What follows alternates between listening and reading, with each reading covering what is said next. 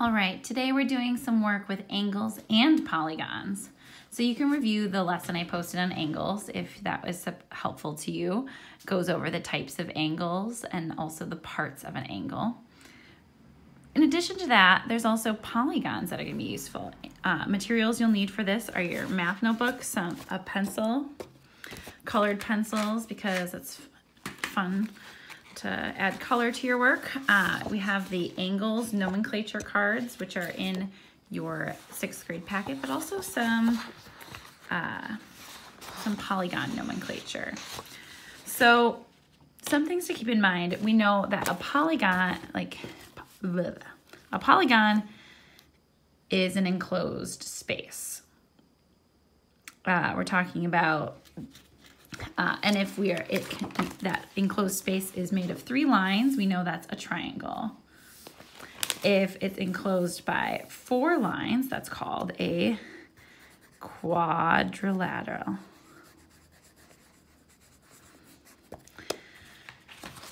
If it is enclosed by 5 sides, it's a pentagon. 6, a hexagon. 7, a heptagon. 8, an octagon. 9, a nonagon. 10, a decagon. I don't know what the 11 one is called. I should look that up. I'm kind of curious. But I do remember that a 12-sided figure is called a dodecagon. And I think that's kind of fun. And then there's the types of angles here. Now we can use our knowledge of the counting and sides to be able to classify polygons by the number of sides, like I just talked about. You know, triangles, these all have 3 sides, but these 3-sided figures all look quite different, and we can classify our triangles by our angles. So in my lesson about angles, I talk about in the box of sticks we have that yellow triangle that helps us determine what a right angle is. I think you can just use the corner of a notebook. Don't use a composition book. Those are rounded, so that's not going to be very helpful. But this right here is a right angle.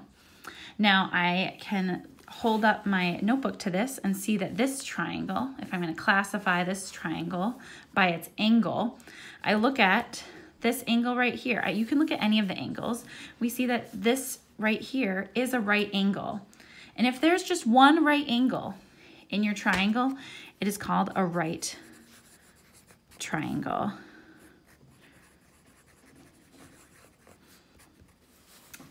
Now, if we look and we see here, all these 3 angles appear to be less than a right angle. And I know that that means it's an acute, oops, other pencil.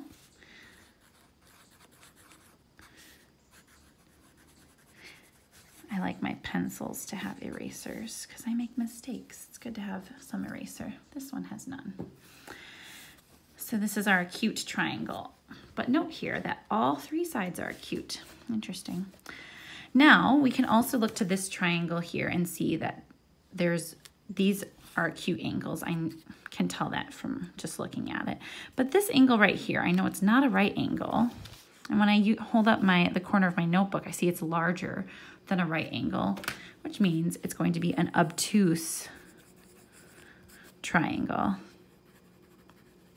So even though there's only one obtuse angle, that makes it an obtuse triangle.